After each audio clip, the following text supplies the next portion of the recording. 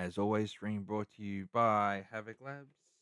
Get your drinks, get your gummies. They're running out of the sleeps, so get those while you can. Get your cups at the link in the description, and don't forget to use your code DOC4 for the 10% off. That was my cookies. I am snacked out and ready to go. All right. Full screen. Yeah. This one. Yeah. All right. We're good to go. So, more Critical Role Campaign 4, Episode 2. Starting a tiny bit early because that ran way longer than I thought it was going to last time. I was going to do this yesterday, but I was just exhausted. I knew I had today off, so I just needed to. I'm cold. Give me a second. I need to go find a jacket.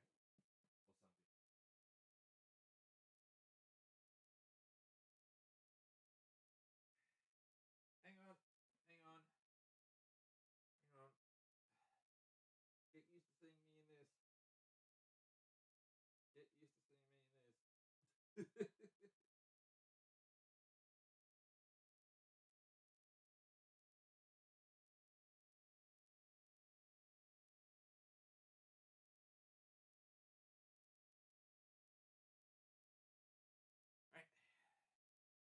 Okay. All right. I'm back. Is microphone picking up? Yes. Good. All right. We're golden. We're good to go. I'm sitting here looking like a half-price queso. Let's get onto this.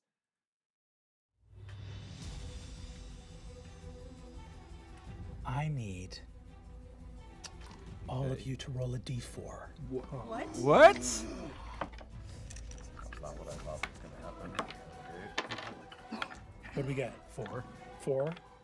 2. 2. 2. 2. 4.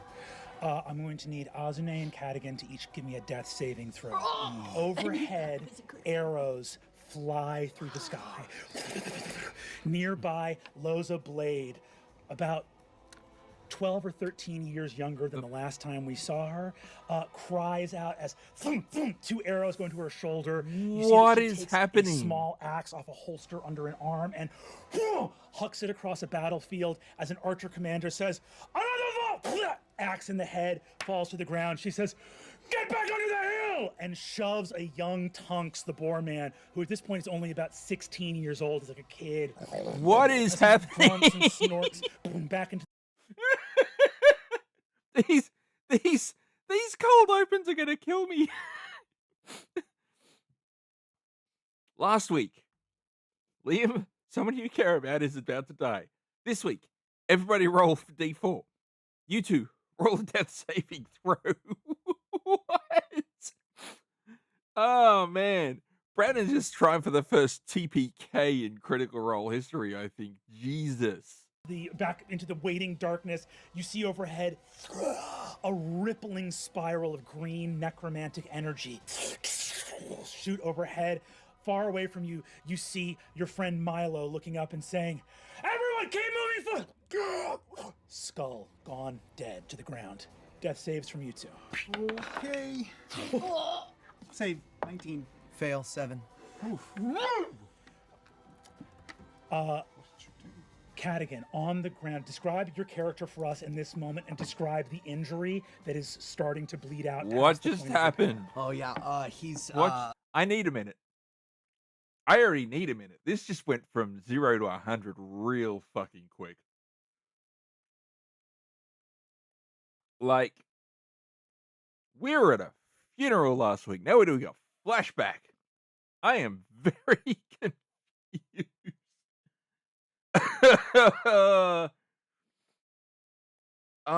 Brennan. What are you doing to me, buddy? Oh my gosh. Oh my gosh. Oh my gosh. sliced up. Basically, he's always fighting low, so all of his injuries are up high in his body. Shoulders, neck, he's got like puncture wounds super close to lungs and heart. He's jacked from the waist up mostly, yeah. Azune, Where are you?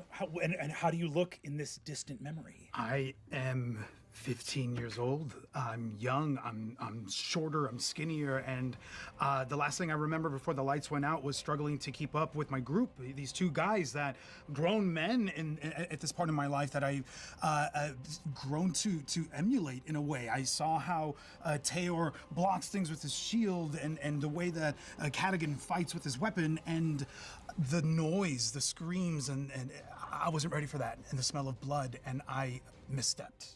And next thing I know, the lights were out. I don't even know what hit me. You see overhead, the sky darkens as two sorcerers of the Sundered Houses fly under their own power. One of them drops through the sky, looks across the battlefield.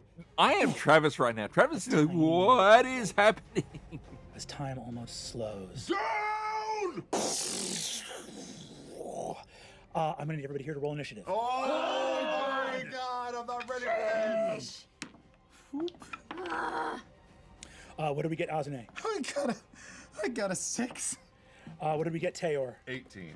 What did we get, Thimble? 15. What did we get, Cadigan? Twinsies, 18. Much like before, Cadigan and Teor are going to act on the same initiative. I'll remind you, Teor. Big cats.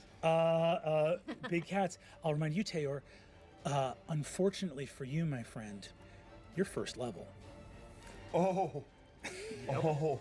It's your turn. What do you do? I try and spot. Jesus, can I see both Cadigan and Azune down on the ground? Yes, you can. Give me a medicine check.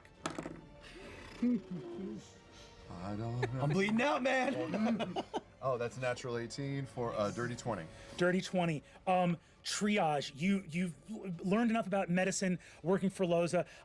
Over your shoulder, you see a dwarven woman. It just went like Travis needs a minute. Travis is completely thrown by this. He's missing the intro opens right now.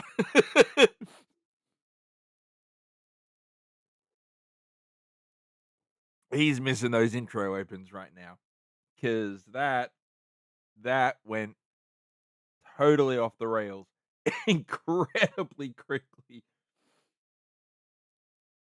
And then just randomly, oh, by the way, you're level 1. It's like, what the fuck are you talking about, dude? No, we started at level 3. What? Oh my gosh.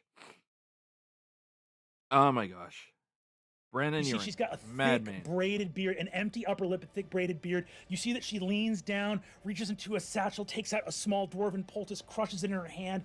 A red mist surrounds her as she punches into the empty hole created by a spell in your comrade Lucia's chest. She's got an open cavity, ribs exposed, punches into it and says, "Oh, this broken can be mended. Come on, girl, you're not done fighting yet."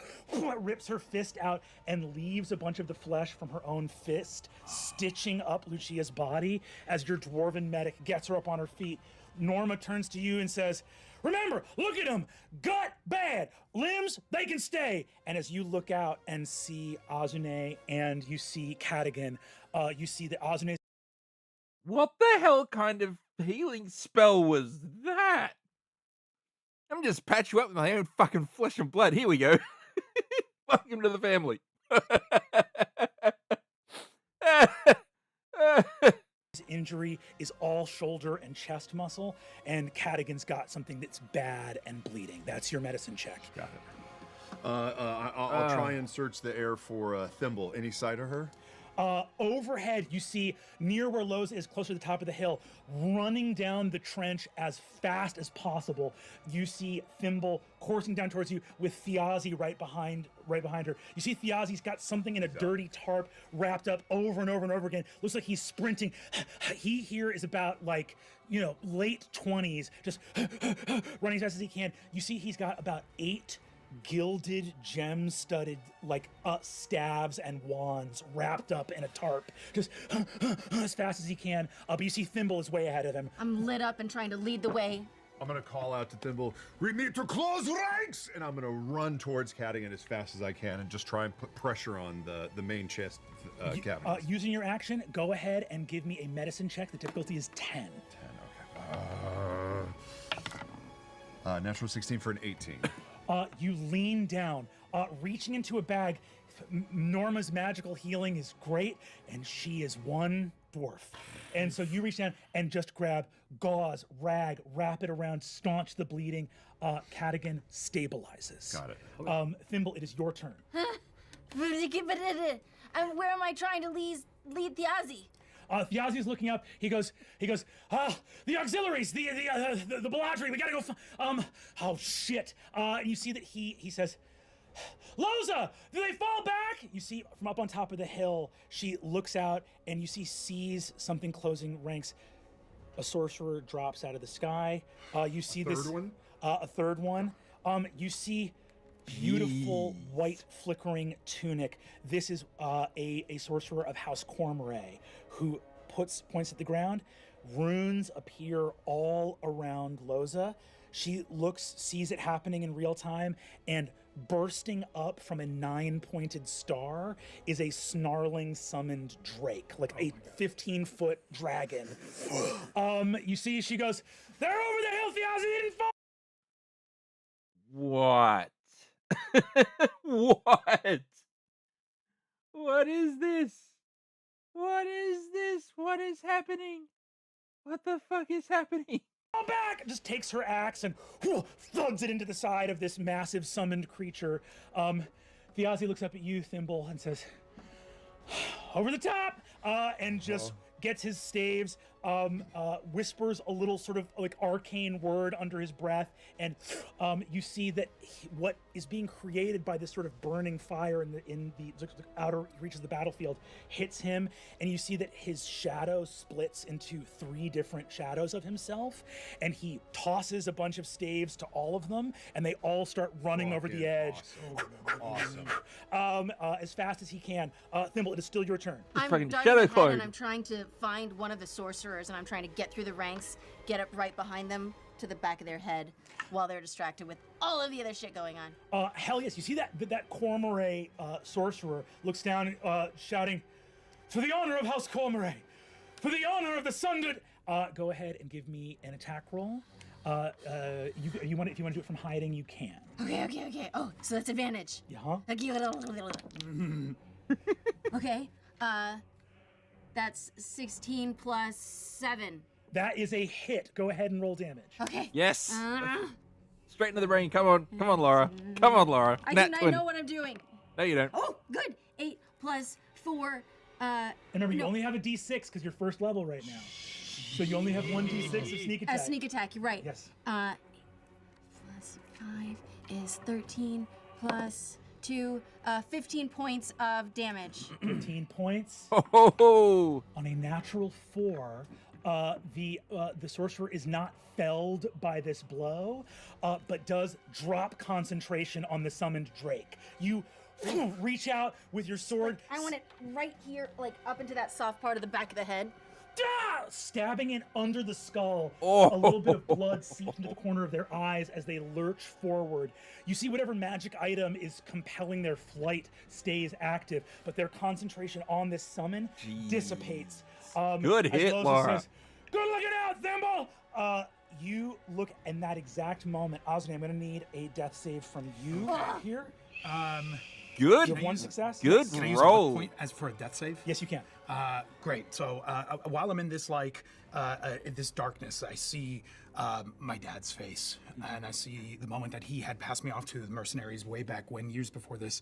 And Good the roll, only Laura, thing I remember though. is him telling was me perfect. that I was lucky, that I was getting a second chance, and that sort of rings in my mind as I hopefully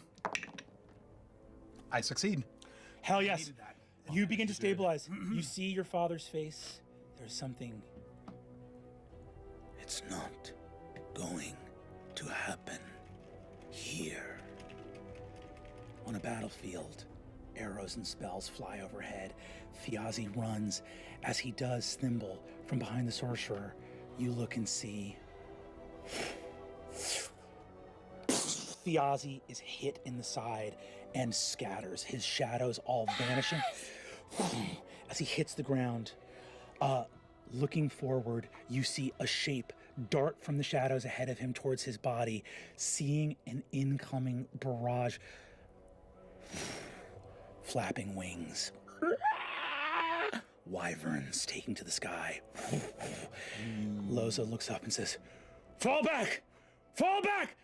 A shape runs towards Thiazi's body, and at the last moment you see gets 2 arms underneath it, lifts up his body, throws it on his shoulder, and rushes forward as fast as he can, thundering with heavy boots, drops into the trench right in front of you, saving Thiazi from the oncoming barrage of these flying wyverns.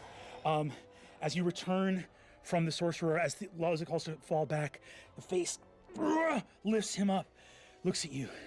Casimir smiles. "I got him. Let's fall back. And we'll find out the fate of our old friend Casimir on this episode of Critical Role." Just casually drop it! Our sponsor tonight is Hit Point Press, and here to talk about it is...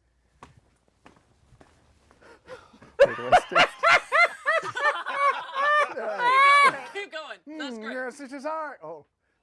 It is I, Detective Clive Bridget Jones Forsyth, Scotland Yard at your service. Good character work. Oh my God. Aside. Sam, what are you doing? Why are you here? Why, to solve the case, of course. The case of the Deck of Many Murders. But everyone here is alive. Or so the killer would have you believe. Observe. On your table is the Fable Maker's Deck of Many Things by Hit Point Press.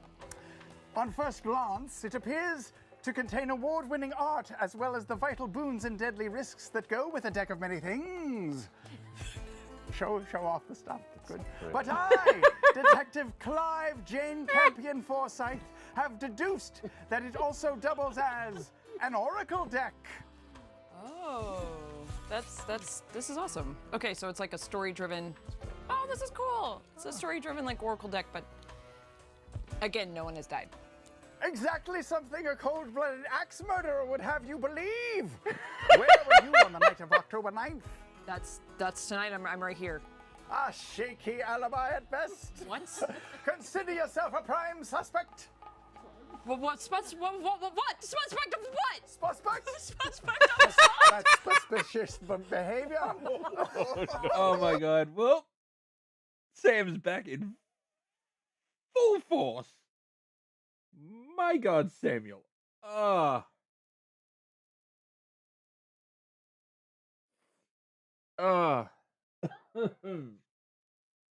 my God. This first episode, this. How far in are we? Like 13 minutes. Oh my God. Oh my God. I can't. Draw a card from the deck and you shall see. Oh, it's the idiot. That's kind of. Oh, jeez. Liam, check her pulse. Oh my God. What? She's dead? What? Hey. Yes, she died. And the only way to find out how she did it is to draw from the deck. This is so weird. I got skull. Oh, Liam! Liam. Wait. Maybe if I draw a card, I can revive him. An excellent conclusion. I got the gem card. Oh, no. Well, Liam went down hard. I, Liam just Detective Clive, Mr. Bean Forsyth, have solved the case, Liam just my went dear down. audience, as the knocked murderer himself out. was me. And the crime was how criminally low prices are during Hit Point Press's spooky season sale. For a limited time, use code CRITTER for 30% off store-wide on the Fable Maker's Deck of Many Things and other witchy items from tarot decks, spell cards, book, dice, minis, and more at hitpointpress.com/critter. Matt is dead. So, back to you. And scene. Did you smash your head into the God. My head is so hard. It's totally fine. Dude, I thought Liam knocked himself out. Why did you turn into Adam Sandler at the end? I was just gonna say that. And French. Yes. My accent work was superb. Sloppy Joe. Sloppy Joe. I'm back to you. Oh, So good. Ironic that we went right in from like. Wait, do we keep going? We keep going. No, we're still in it. It's just- Something's never changed. So earlier this week, we had our New York live show with Ford and Jester's wedding.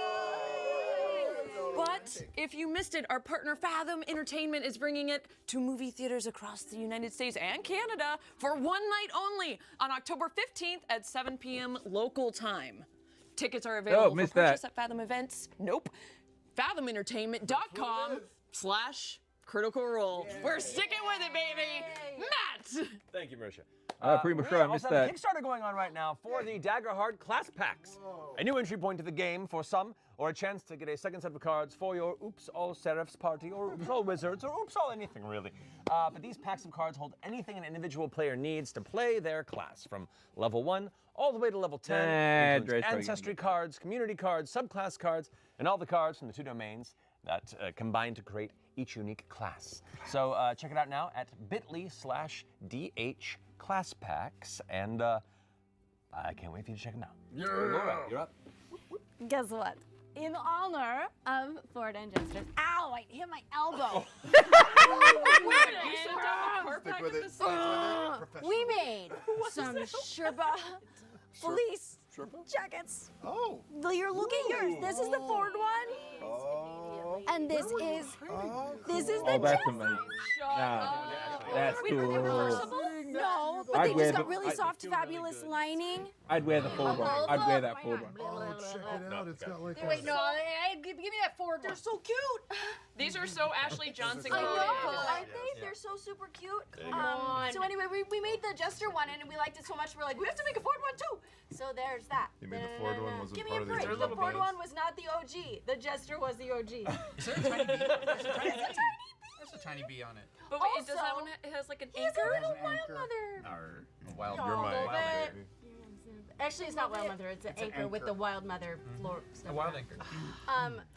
I'm afraid this is gonna make noise with my microphone. Just so I'm gonna go just for slide it. it down. Airs. This is super cool. This next thing I'm gonna talk about is. Wait, there's more? Wait, there's more. Okay. You all know Spirit, Halloween. Yeah. You've Yep. seen them pop up all around your towns. best. Yep. They just launched the first ever Critical Role costume. What? That's not true. I know. It's been online for a while, but Which you of guys- my characters is it? It's not yours. Uh-huh. They picked the popular ones. There's a Jester one. Wait, this isn't the official packaging. I shouldn't show you this part. Hey, there's stuff. Come on, that's so cool. They're so. Look at it online. Go to spirithalloween.com and you can see them online. And Have they got a Percy you'll one? see I've how amazing got these the glass. costumes are. I could In do the addition to Percy the one. Jester one. There There's is also another. a Molly one. Yes. So these are That's all so in. crazy. They're all chaotic in here because everybody's been putting them on around the Yeah, office. you're presenting them Yeah. in I know. essentially a Listen, trash this bag. is not. I didn't look at these ahead of time. They're so cute Look at- though. They're quality. They're I mean, I'd wear that Get jacket yours today just at because. spirithalloween.com. More designs on the coat than there will be in the animated series. Yep. I was wearing this around. That's Oh, it's actually Crap. quite comfy. insanely. Wait. I'm putting it on. Putting it on. They're so cute. They're so cute. Really cute. I know. I'd wear that Molly Moth sleeves on jacket this. Oh, just yeah, they because, totally Come with man. the right? pants. I would wear that just know. They because. made the sleeves Good right. job. Yeah, Jim. thanks. Best announcements ever. Yay. What happens now? I don't know. Matt All says right. something.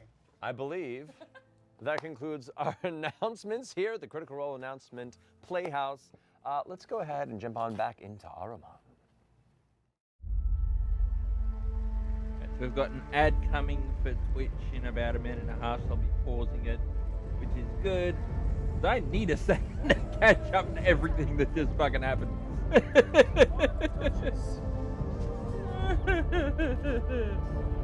Oh, that was a lot. Oh, that was a lot. Ah, We return we return. here to Dolmakyar, Oh. the eastern edge of God. That's right. I'm opening the episode with the butt kicker in the table. Upstairs in Hallandil Fang's office, side by side with Taisha Loy, you stare at shuddering flakes of black ceramic, curved in outline like a shattered mask, Oh, right. This was the dancing thing that was happening. under the vibrations of the table, closer and closer together. Downstairs in the funeral, Valus, wandering elf from the Mornvale, coming and seeking a stolen artifact. Bolaire of the Loy Wing, a curator of artifacts. Murray Magnesson, a dwarven wizard of the Penteveral, and Sir Julian Davinos. I love how Marisha's character is just. Oh, perfect timing. There's no break on Twitch, so we'll wait for them to come back. I love how Marisha's character is just Marisha to the 11. Like with the she's unlocked her full inner Kentucky. Like she's just gone full Kentucky.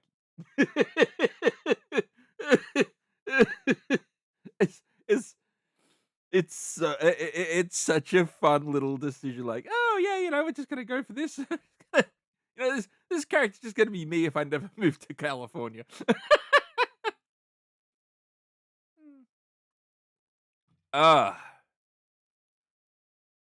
But yeah, looking at that Spirit Halloween stuff, I'm not gonna lie. I feel like I'll probably wear that Mollymock jacket, like just as a thing, because I can, because it looks really comfortable. So I feel like I just wear that. That Ford jacket looked really good. I'm not gonna lie. Ford jacket looked really good. And it's winter. It's winter. I can wear that. I can wear that.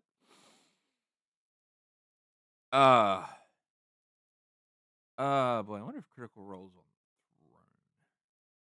the throne. Oh boy. Oh my gosh. That was a start and a half. That was we're back. Are we back? We're back. All right, let's continue on. Hi Twitch. Hi Twitch. There we go. A vassal of the House Royce. All hear a shaking and shuddering elsewhere in the home. As you look around and see the guests, look and see if anything strange or unusual has occurred. In this moment, we cut back upstairs. Hal and Taisha, what do you do? Hallandil, I don't know what I brought. What? Ty, what are we looking at? It looks like a mask. I don't. You brought. Fyazi asked me to get this. This is Octus and I when we were in Venatus. This is what we were meant to find and bring back. I was supposed to hand it off to Bolaire. Are we still, GM, are we looking at remnants, still fragments, or have they formed? They have no longer formed, but they did, for what it's worth, shudder inward towards the center, towards each other. Okay. If I reach forward with one and just like nudge two pieces together. Give me a Constitution saving throw. Why?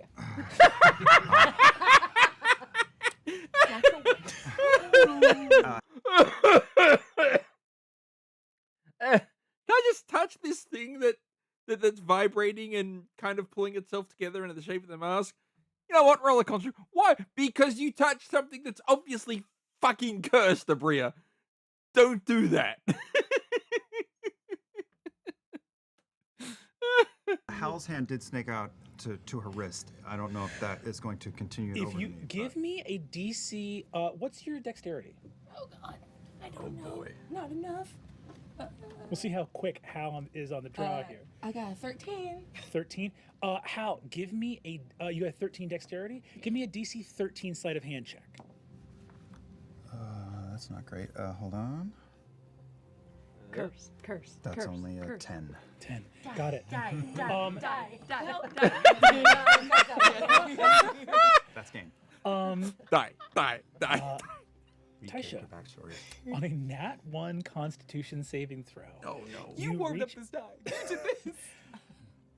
We're going to be really clear. This is episode 2, and I'm going to set a really important, let's call it precedent, about Taisha's dead. Nice starting you, Maria. touching stuff. Taisha, you touch one of the flakes, and Hal, what you see immediately in this moment is, first of all, everybody downstairs hears as Taisha, you touch this fragment in the center. The fragment drops through the velvet, which itself, the velvet drops into a conical swirling mist. The mist spirals down, spreading as the velvet magically transmutes into mist, swirling down as the fragments instantaneously fall in until every... Look, if this was meant for Bolaire, I would go and get fucking Bolaire. Like, we opened your thing, we said Thimble's name, the thing opened, the mask sort of started. I don't know what's happening. This is yours. You deal with this bullshit. I don't want it. I don't want it. Just give it to Bolaire. It's supposed to go to Bolaire. Don't touch it. Go and get Bolaire.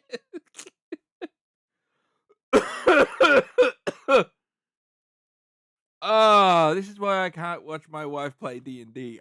This is my reactions, man. Velvet or lining of this box is instead thick, ice cold mist. And amongst the fragments that disappear and the fabric, the other thing that disappears in this moment is your consciousness as you collapse to the ground.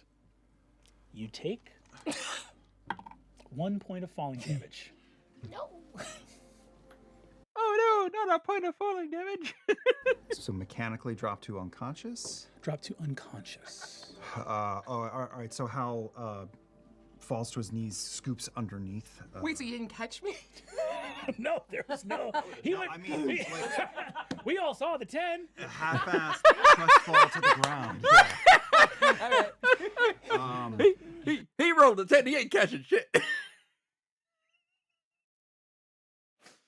Oh no! Oh no! I started this. I was exhausted. Now I'm like, I don't know. It's the power of havoc. No. And his arms are going to like run down along her arms, and he will say one word, but and nobody hears it because I'm alone with my unconscious baby mama. Mm-hmm. But he just says the word "stay," but it reverberates, it echoes low as I cast Healing Word. Incredible. So you say stay, you heal 1 hit point of damage. As you say stay, I think, Taisha, in unconsciousness, your eyelids flicker. The sclera and pupils. I need a healing. I need a healing word. I need a healing word. Wait, quick. What word works well for healing? Stay. What next, Liam? Sit. Good girl. God. Of Taisha's eyes are a roiling cool mist. Everybody downstairs, Maybe you should give her mouth to mouth. I am down with Bayless. She can have whatever she wants. we're gonna go back downstairs. Is anybody reacting in this moment to... I'm gonna start walking upstairs. Yeah, I'm still Hell yeah. holding my I am holding going my to cocktail. push past Push past Bayless. this nun, because hell no. Hey, do you guys think This crazy chick that just like changed the lighting and everything. Yeah, no, we're just gonna push straight past her. We're not even gonna let her get up there. This has nothing to do with her. We're just gonna go and deal with that. That's... we should? And there they go. All right. I guess yeah. I'll follow. You follow upstairs. Yeah. As you head up, you see that Shadia is still going to run upstairs as well. You see Olgood looks, seeing a bunch of you all head up, and goes, nobody else. And you see he just sort of gets on the stairs and tries to play defense. This is sort of an aging theater producer who looks at this armored elven warrior and is like, I don't think if I say don't go up there, she'll listen. And just sort of boxes everybody else out. However, Murray, you want to head up there. Julian, what are you doing? Julian's going to stay below and kind of more or less interpose himself between Lady Arnessa and whatever this might be up the stairs. She kind of keeps a keen eye. She says, is everything all right? We don't know yet, but let other people get in the front of danger before us, and if it gets bad, we'll leave immediately. She looks up and goes, ever valorous, Sir Julian.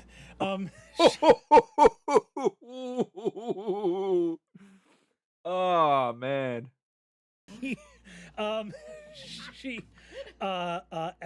So Belair, Valus, and Murray, you rush up the stairs. Shadia looks at you, Howland goes, Dad, Mom, and reaches down to look into Taisha's eyes. The three of you, Bolair, you see the box, mist. You do not see, there is no longer anything in the box other than mist that stops swirling and now is just lined with thick fog. Can I roll an Arcana check to see if I know what the fuck is happening? Let's do it. 15 gets you something, 20 gets you more, 25 gets you everything. That's, hold on. Double 18s? Yes, double 18s. So that's 18, 19, 20, 21, 25. 25!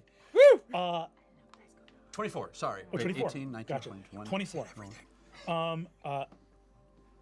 Hell yeah. 24. Great. Amazing. So you look. Of course, the ancient one and see recognizes here, it. It's a silver box. It's about yay big. You know, it's not a music box. It's large. It's not solid silver, but the plates that adorn what you believe to be a wooden box. Just looking at it, just in terms of its construction, so it looks more like the silver or is in solid plates. It's worked. You recognize this language as an archaic, heightened version of Kessian, which is a halfling language, interspersed with certain celestial glyphs. You recognize some terms on it. There is a word here. One of the words that's written here is obsidia in Celestial, which is an archaic, no longer used term for the tenebral reaches. Prior to the Shaper's War, the realm of death was as a shifting veil of shadow. A momentary darkness passed through on the way to the realms of final rest, the halls of the gods. The underworld used to be a metaphysical clearinghouse, a momentary place for souls to travel, and legends of the undead in ages of Ahriman past were the stuff of myth and legend. To have a spirit so powerful that it could resist the resting places ordained by the gods was something of profound magic. Obsidia was a term for that veil. It was a sort of a celestial term for that veil. But you would be well aware that after the Shaper's War, what was a curtain expanded slightly. As the gods were destroyed, their realms of rest vanished. In the worst instances of catastrophe and doomsaying by the population, some believe that they were destroyed, and all those eternal souls destroyed due to the hubris of the mortals that rose up against the gods. Others, that, you know, the clerics that have come since that work in theoretical metaphysics that Belair would be well aware of, believe that the afterlives are still out there, just untethered from Ahriman currently. That's a matter of theology and conjecture, and a lot of very flustered clerics would tell a worried mortal, we're working on it. Now, I know you're not. I know the afterlife seems to be kind of broken right now, but it's okay. We're working on it. oh no. You realize as you're looking at it, this artifact, the silver plates are ancient, but you don't believe that this box is ancient. You believe that this was constructed with older materials and and you see it makes reference to Obsidia, and in the parts in Kessian refer to the realms of final rest, which would be a common parlance of the afterlives, the various halls of the gods.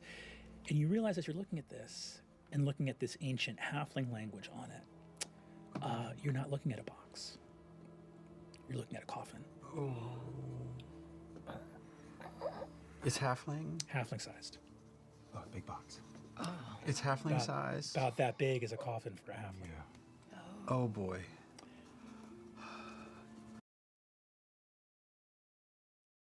Bria, you should have gotten bullied. Don't touch the coffin! Don't touch it! No! What happened? Taisha just showed me this, and she opened it, and here we are. I'm just saying, if you guys wanted to like hotbox the place, it would have been nice to share and get an invite. I don't think you want some of the smoke I just got, but thank you. Taisha, give me a perception check. I'm afraid. Understandably. Oh, the dice do go higher. How fun. +7. 25. As you look up and see Valus, you connect. The mist begins to leave your eyes, but as you look at her, you hear a distant bird song of a bird that you as a druid know is not native to this part of the world. You hear the call of a nightingale, distantly. What does a nightingale sound like? Night song. What does a nightingale sound like?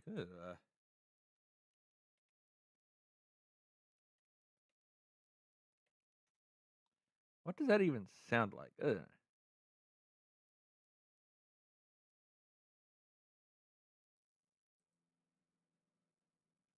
Britannica? Britannica's still around? Huh.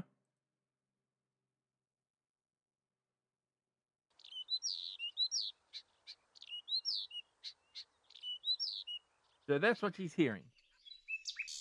That's what she's hearing. Huh. What happened? What happened? She touched a thing she wasn't supposed to touch. He already said it. Get out of my face. We opened the box. I touched part of the remnants of what looked like a mask, and then I died a little bit, and now I'm here, and everyone's a little too close to me right now. Touched a mask in an ancient silver coffin. A little. I'm with Boya here. You touched a mask in an ancient silver coffin. You still weed. I've learned an important lesson here. Yeah. I'm not normally a gambling woman, but I'd be willing to bet my left tit that this has something to do with whatever this fancy lady wants. Right, what is the fancy above table? What's the fancy lady doing right now in this moment? I am taking in the scene, mostly focusing on how Taisha and Shadia, them as a family, and watching Shadia care for her mother. Give me an insight check. Give me an insight check. Oh boy, which one do I pick? You got it. Okay. Don't ask me. Okay. I'm gonna do this one. I'll also say in this moment of privacy, how you're looking at Bolaire here, Bolaire, you're looking at this box. It is. You're on that 24. You know there are things here that are escaping your attention at the moment, but you know where you have resources to dig in, where you have research and knowledge specifically about objects of this construction. Is the box closed right now? It is open, and as you see that roiling mist in there, I think you in particular feel your stomach gurgle or turn a little bit in a way that on a physical level is jarring. I cannot go through this here. Can anyone close the box without touching it? Yeah, I got you. Just calm down. Everybody calm down.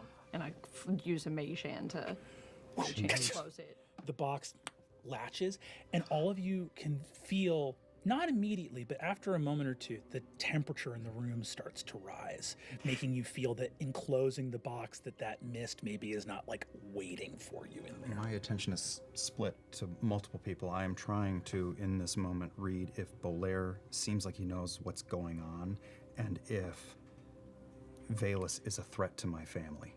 Insight, deception. What was your insight roll? 16. 16. I think you see that Shadia is very worried. Hal is very worried. I think on a 16, I'm gonna actually roll. If I feel you like tensing up beside me, I'll just reach a hand up and I'll cast guidance. Shadia rolled a 4. Shadia is angry at her mother in this moment. She is bending down, caring for her, but as her mother speaks about reaching out and touching this thing, you see that there is a familiar set of well-worn lines in this 25-year-old half-orc woman's face as she looks at her adventurer mother with a look of disappointment and frustration. I think that having... I don't blame her.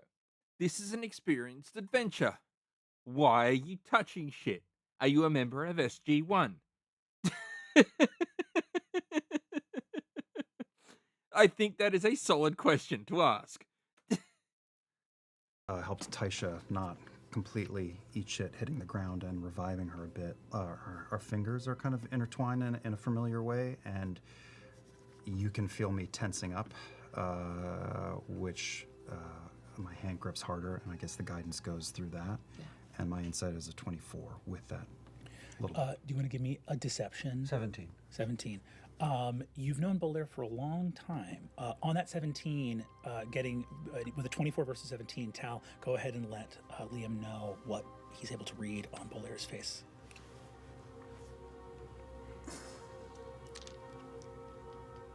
I know something. I am both fascinated and angry at her. Does that also include... I think she's a champion. Mm-hmm. She's a hero. Legend. Legend. Same insight for Valus being a threat to the family? Or is Valus a threat to the family in this moment? Undecided. I think she's a legend. My eyes flash my brother's sword on the desk, then back to the party here. You know, I'm looking at Bolaire. We need to get that out of this house. Yeah, clearly. You know, I could, if we want to take a minute, I could do a little bit of a, little tinkering, a little scanning. But, we are a mixed company. But if it would just make everybody feel better.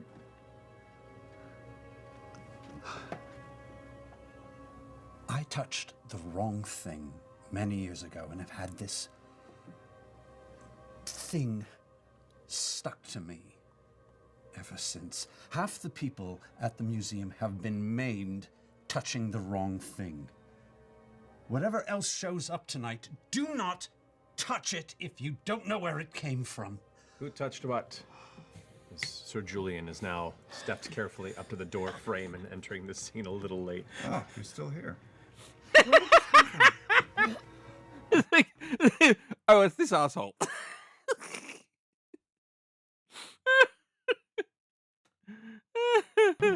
I'm going to take it away, and you will be the first to know what I know.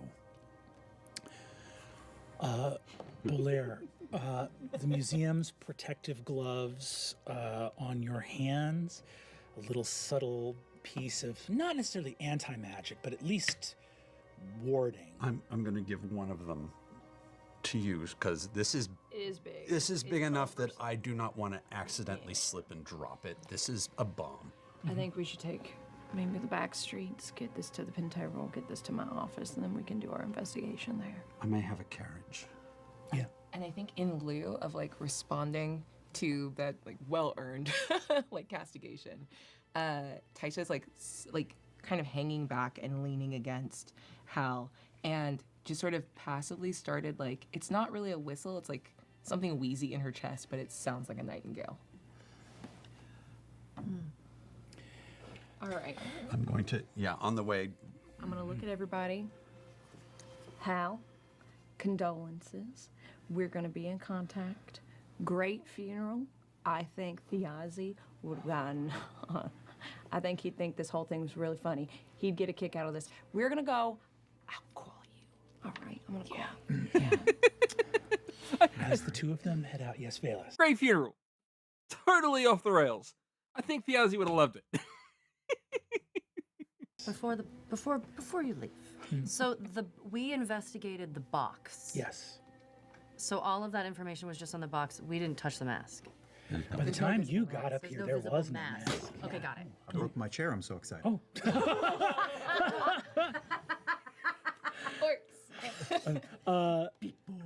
Big boy. There was no mask. There was no mask. The mask was okay. gone by So the we time just saw the box. I am gonna kind of whisper to Valus before we go out. Look, do me a favor. Please try not to murder this family. They've been through enough. They don't need you going on a rampage.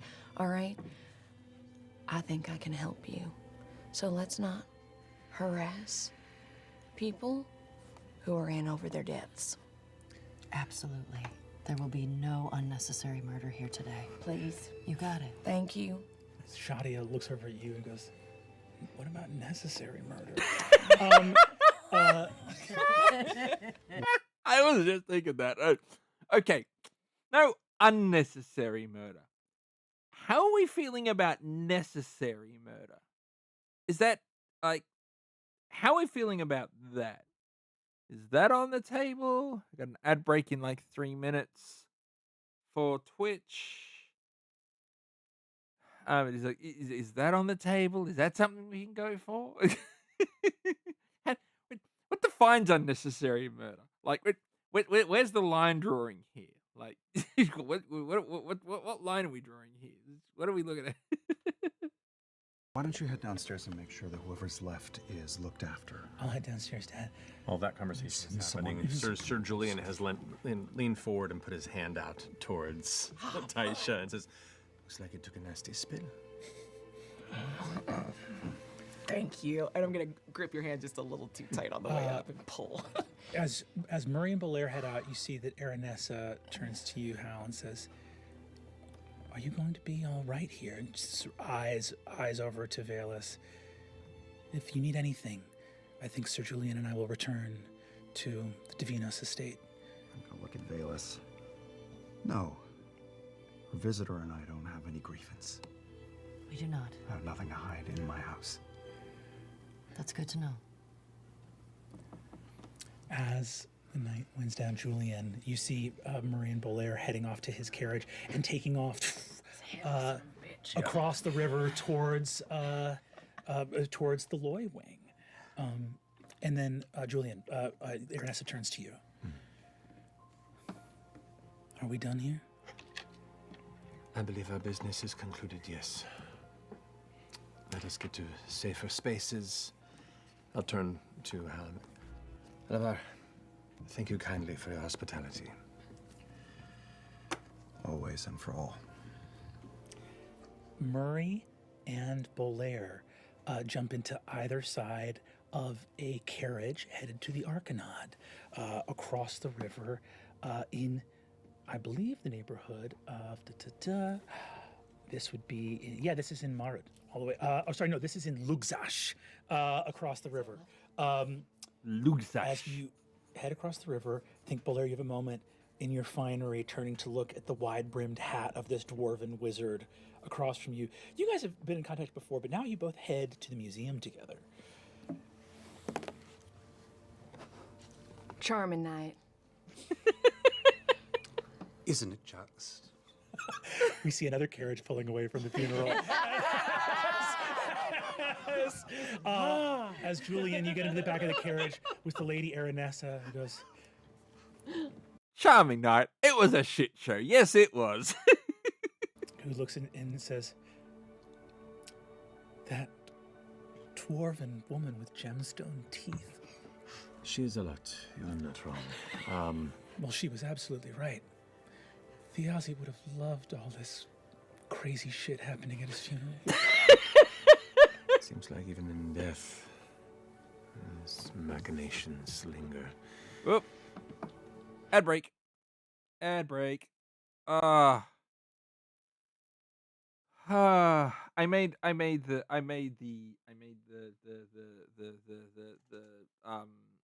said the thing, but like that was some SG1.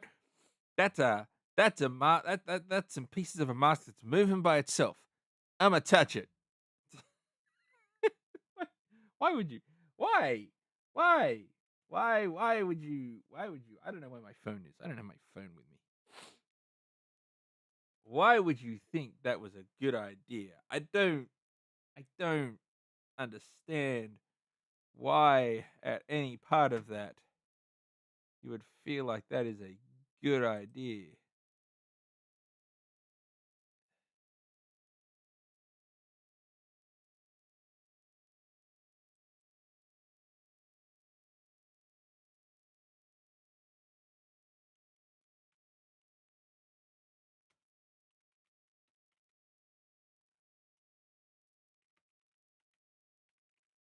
Give me a second.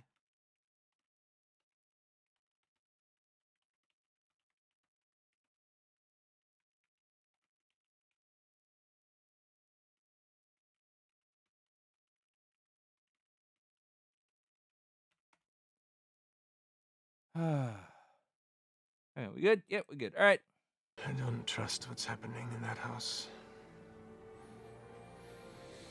No, I suppose I don't either, but I don't know if I trust what's happening in ours either. General Raymond, I believe, should be waiting for us back at the manor. Wonderful. It'll be good to see your father again. It's been a while. Sure. Were you able to pay your respects? Yes. His demeanor is definitely darkened at the mention of his father, and he just kind of looks out the window of the carriage with his hand on the hilt of his sword, now his jaw just tensing for the rest of the ride in quiet. And we move from this place. We'll say farewell to our friends Bolair, Murray, and Julian as we move forward in time to the end of the Sorry, film. I have a friend that talks to me. Hang on. Many of the fires have died down to ember. Many of the guests have left. It's basically, I think, I don't know who would still be, basically, who would still be here to help clean up at the end? Shadia, Allgood. The members of the troupe. Yeah. Yeah, that makes sense. I think if you're looking at members of the troupe, it's Allgood. There's a much older woman here, Nevada, who's helping, looking at it and saying, like, an absolutely darling time that you all had here. It's been so tragic, I think theater is at its best when she's got these sort of like hair tied up in this gorgeous to-do. She's like, it's all black, but it's a lot of frills and puffed shoulders. And he just goes, I've always thought that the theater was at its best when there was a skosh of a criminal element And to think that Thiazi won't be around anymore. Let me help with these platters. Goes to sort of gather them up. Well, we are 1 inch removed from my brother's world. I, Valus, who's still here, with just the closest people to the family still here and trickling out. Just permit me a few more moments. I'd really like to get over the whole strangers thing. 1 second. Hero, hun. Hero comes over to you. As you see, Elodie is preparing to leave as well. Hero comes over and goes, Dad? Do you have your lyre? Yeah. Do you want me to get it? I can go get it. Yeah, grab it. You see that she runs over and grabs a small lyre, brings it over. Elodie stands near the door, but seeing this, takes a seat and smiles. I'm trying to pass off like a platter of cranberry rolls to Elodie. Oh, I couldn't. I insist. I insist. She looks and sees stacks of cranberry rolls and goes, I'll bring them. I'll take them. I'll throw these out. I look around at the last few people in the room, and taking in you as I say this, I find it pretty appropriate that my brother's last day is as full of drama as it was in death, even as in life. I think tensions ran hot in our home today, and there are many things I could say. But instead, I'll let my daughter and I speak in a way that's best for Thiazi. And I grab my own lyre from off of a mantelpiece here. Hero, play Broken Wing. And Hero starts to play quietly on a lyre a song that is familiar to anyone who was around for the Falconers' Rebellion. It was played in taverns and halls and military tents early in that conflict when people were hopeful for the change that was being sought after in the Falconers' Rebellion. And as Hero, my youngest, begins to play the main melody of that song, Hal harmonizes and plays around her on his. I taught her how to play. We've played for many years together. As the song lilts, you see Loza Blade still here, waiting for Teor's return, who fought and was Thiazi's commander in the Falconers' Rebellion. A stand taken in this world by the brave and just, when they realized that a world that had risen up against the tyranny of the gods had, in the span of a few short generations, replaced that tyranny with ones of their own devising. And how it goes with rebellions. Loza, a woman who does not do this lightly, does not actually shed a tear, but you see her eyes water as she looks at Thiazi. Another name added to a long list of people that she's had to say goodbye to. And here in this place with family surrounding, the song picks up. She hums along to it. Its meaning has changed over the years, from what it meant at the beginning to what it meant at the end to what it means now. I think as Hal supports his daughter's playing, through his own plucking of the lyre strings, he uses thaumaturgy to dim every light in the house down low and lower to nothing except for one that rests close to Thiazi and to Loza, so that that light is shared between the two of them as the world falls away in the heart of that song. As the song plays, I'd actually love for there to be some other people who get to hear you play this song, because I think it will mean a lot to them. I'd love to have our friends come join us who are returning from the Tanners. I'm moving in because we're like an end. Okay. I'll sit next to your you want to be on this one? Hi. Let's fucking die. Which means, Yeah. which means they're entering a very darkened home with only the body of Thiazi lit. Yeah. Rummy's got the tank at this time. I'm surprised that Sam had, like, last episode didn't pull out a massive fucking goblet or something. It's like, that's usually his thing. He's usually got some ridiculous fucking drink container.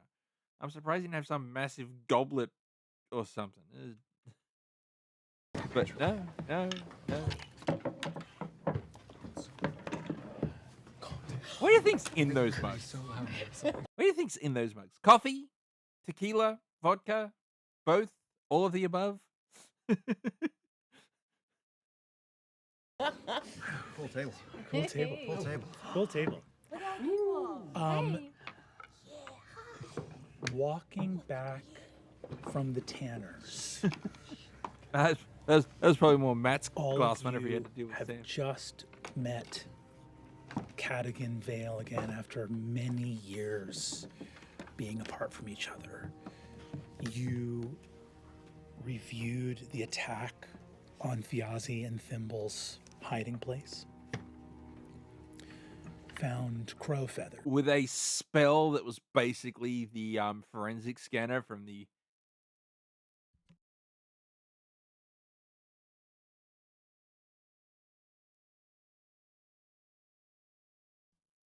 I think I turned that off before the sneeze hit.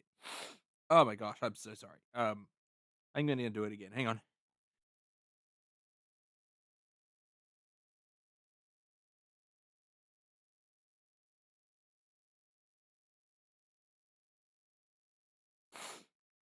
Alright, I think I'm good. I'm gonna get hot. I'm gonna take this hood off. Ow. Ow. Ow. Ow. Come here.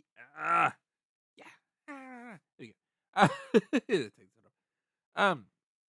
Roll my sleeves a little bit. And a little bit. It's starting to warm up a little bit. Warmer in here than it is out there. It's like 7 degrees outside. Ugh. Yuck. Alright. Yeah.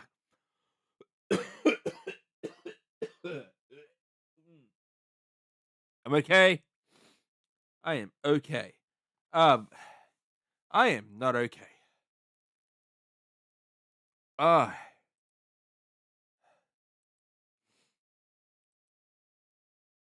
Worn as garment left. Bodies removed. A glass, essentially, holder container for an artifact shattered. The stone of Night Song gone. Thimble, you have with you a letter about, slightly larger than your body, with you, with the name Bolaire on it. As you return to the rookery, Thimble, you've been to Hal's home many times, but you will be the last guest to arrive at Thiazi's funeral.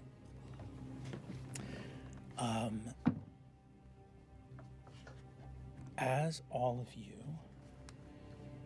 move up, you begin to hear an Azune, Teor, Thimble, and Cadigan. You hear 2 lyres playing. Octus, give me an insight check if you'd be so kind. Oh, I am not good at those.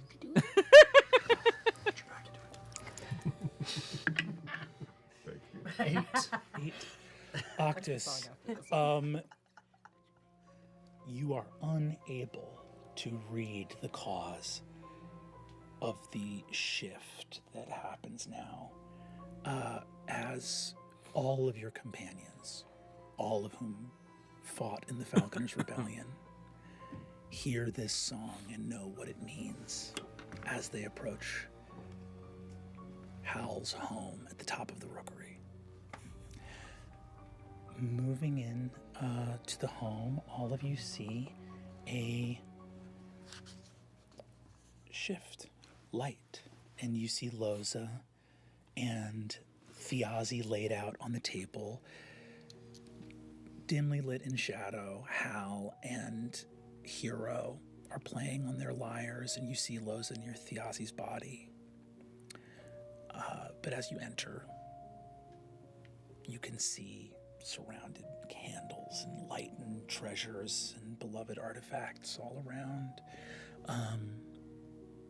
Thimble, you see Thiazi for the first time.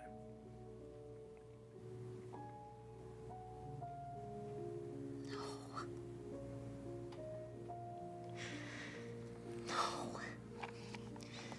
And I'll fly over and land on his chest.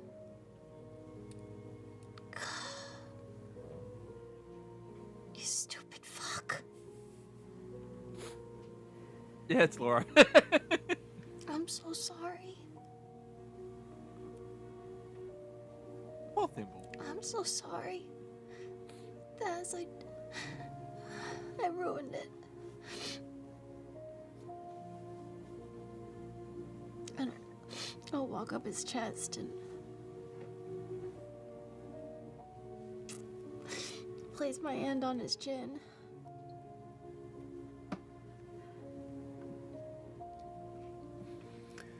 What am I gonna do without you?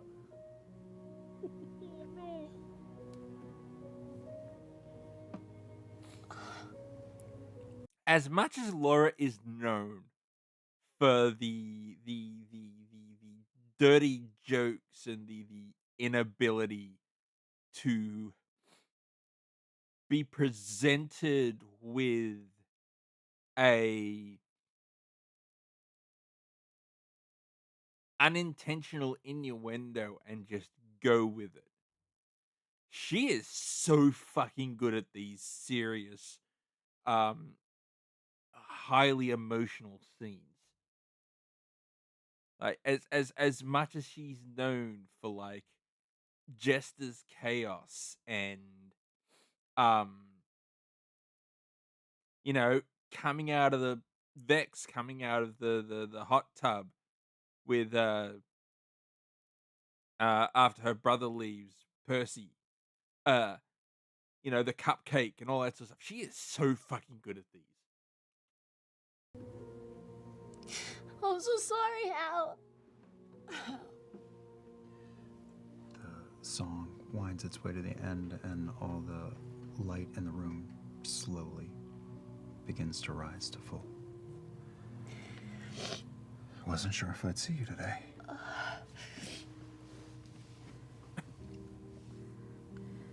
You all right?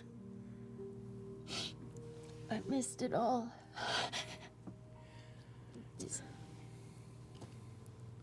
And I look up and I see you. I fly up in the air and my light starts to glow. Was this you? Did you do this? And I'll fly over, I'll get right in your face. Did you bring those people? No. What People? I don't know what you're talking about. I had nothing to do with this. You came for that. You came for your stupid stone. I did. And I will get it. You took it from me. It doesn't belong to you. It doesn't belong to him. It belongs to me. It doesn't I am belong very to anyone sorry. now. It's gone. What do you mean it's gone? And I'll fly back over. And I'll stand on Thaz. There was, some people broke in and ransacked the place. Are you okay? I did before we got there. I'm gonna insight check. Yeah, go for Make sure they're not lying. No, they're not lying, but go for it. 17. 5 people walking into a room is a lot of people to get a story straight with. I think you would take the words as true. I want to insight check her as she's insight checking if she had anything to do with Yase's death. Go for it. I dare you to read that die. Yeah. I couldn't tell. I can't. I'm sorry I made fun of you for your dice all these years. Oh, no, you can't read. Vicious. Magisful Circle presents itself. It's just okay. I have more I can't read. Give it time. Just a 14. 800 years. It's hard to say, but I think in this moment, it occurs to you, Taisha, as that song sort of rose up, that nightingale song you still hear, and you know it's only in your mind that you can hear it. As you speak in this moment to each other, I think the song has diminished, but its last sort of echoes, the lights come up. You see, for Teor and Azune and Cadigan, who have allowed this moment to sort of play out, I think maybe you guys stand over closer to Loza, who looks at all of you. Loza literally doesn't meet you. She gives you like one moment of eye contact, corner of a smile, and just slides this massive knuckled hand over your shoulders and just brings you in under the crook of her arm. And at the end of the song just goes, I can still hear the falcon's cry.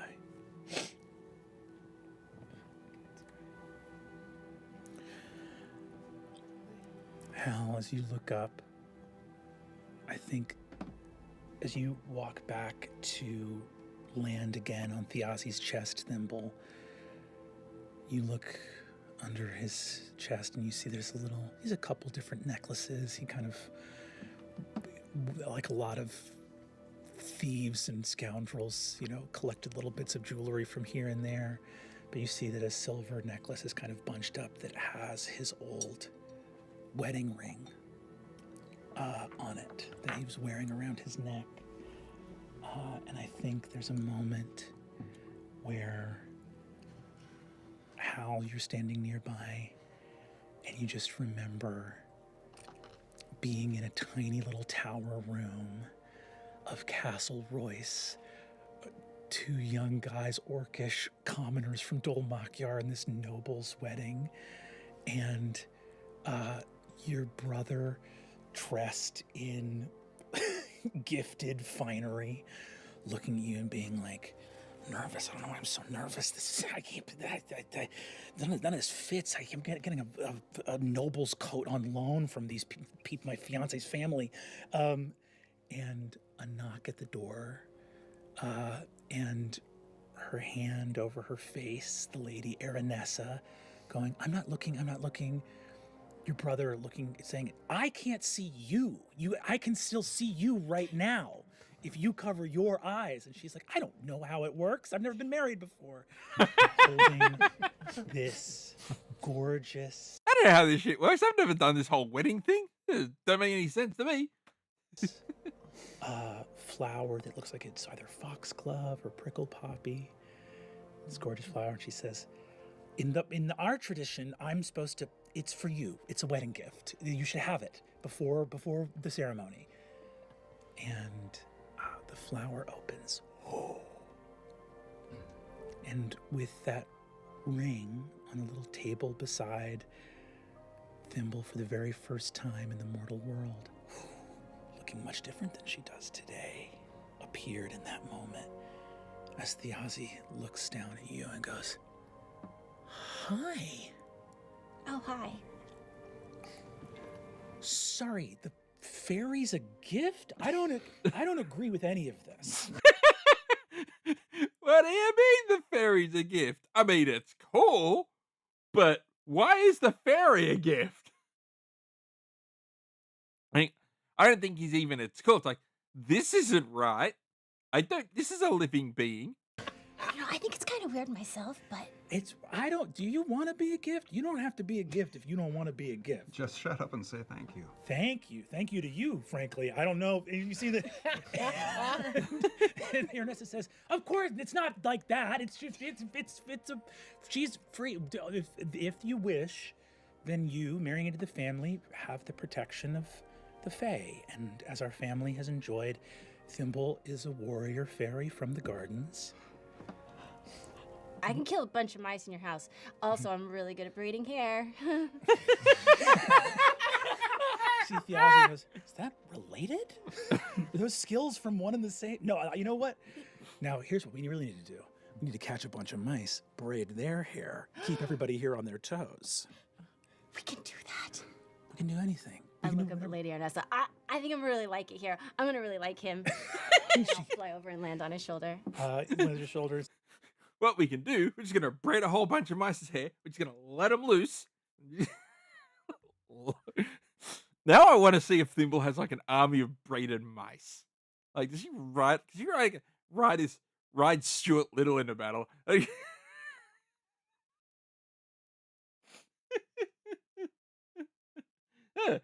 ride Stuart Little into let's go. Says, are they giving you a little outfit too? I don't like this stupid dress, so if we can get something different, I'd be thrilled.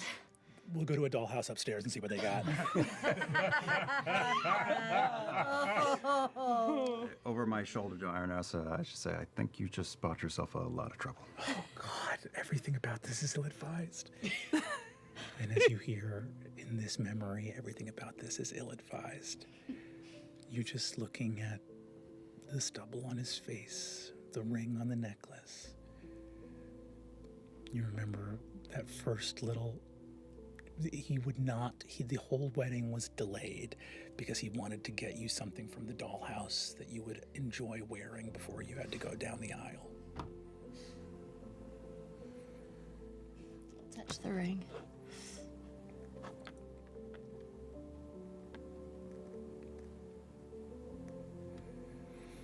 We have to make this right.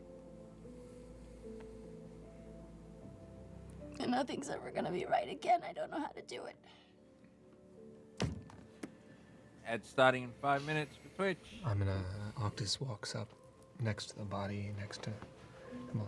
We'll figure it out. We can figure it out. Figure out what went wrong. You grew up. I guess so did you, although you're not any bigger.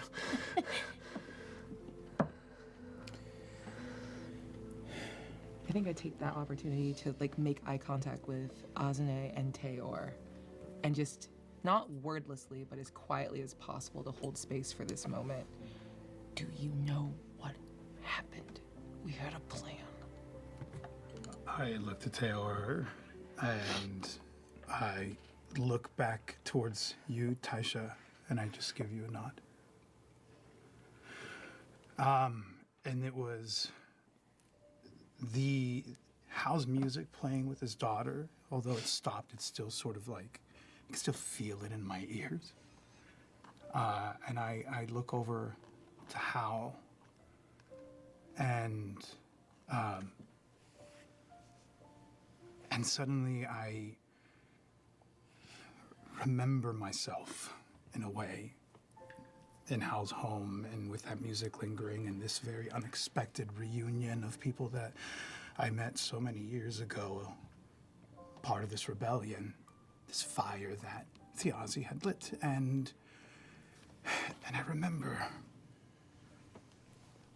something about that look in Tasha's face.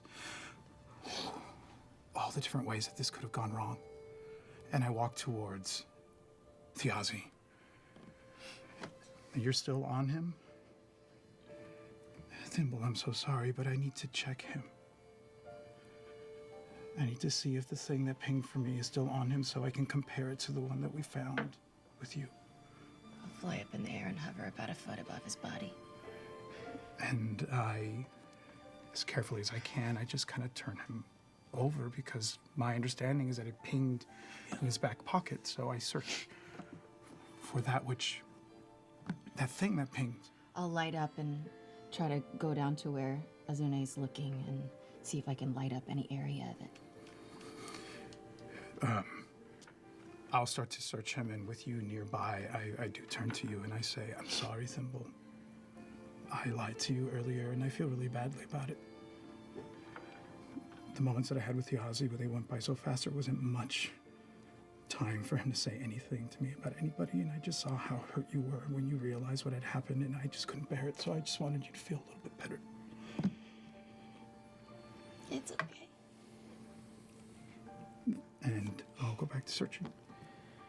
Hal is struck by how thick the air in this room is with history, and how his brother was something different to every person in this room. I can even tell those I've never met before today have a story with my brother. And that story has come to a close. You reach into that, the back area of his coat. Go ahead and give me an investigation check. Please roll high. That is a 19. 19's pretty good. Small inseam pocket. You know that there would be and you can see in and see where the stitching would have been cut. That one of the sort of hems of the coat, you could slip and drop something in to this hidden pocket in the back of the coat. Coach is about to get nad. You reach in on a 19 and pull out what looks like a small, sort of cheap piece of ceramic. It has something sort of scrawled on. I have a question. Why wouldn't he have just done that detect magic thing again? That would have just shown him it was still right there, where he saw it the first time. So, But it doesn't look. It's not what Thimble made, and it's still registering to you with that residue of magic that was on it. Give me an Arcana check.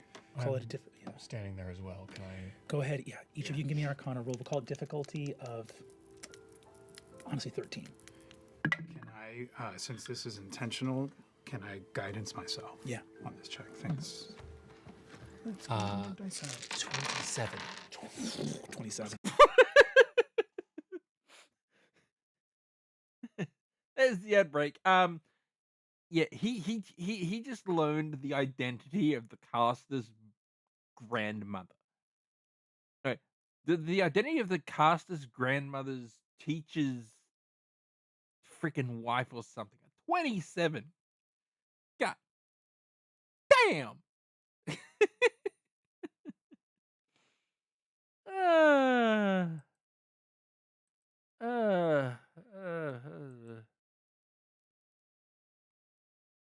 Oh boy.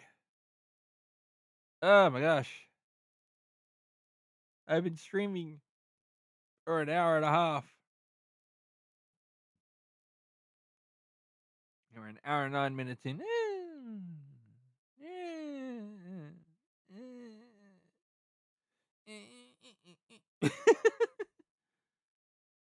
Ah, man. So somebody knew the plan, attacked Thimble, stole the magic doodad stone thingy that Ashley's character is looking for, and then went to the trouble of putting a fake in there so no one would know that the plan had gone askew. Who would that kind of know? Hey, Twitch is back. All right, let's continue on. Let's continue on in the right window. I have one thing. It is now. It is now. It is for me a total of 13. 13. You look at it. This just doesn't look carefully made. I think I'm lost in how this was my part of the assignment, and I believed this to be the right thing, and now I'm faced with this fake. You're looking at it. This is an extremely well-constructed forgery. What you notice is the physical craft of this is careless. Yeah. The magical craft of it is very careful. You'd have to. Almost like someone knew there would be no safe way to actually visibly see the object. But the magical words around it, you see, you can feel the hum of magic off of it. And it's illusion and conjuration, which was exactly what Fiazi needed to be able to make his escape. But you, on that 27, peer at that illusion.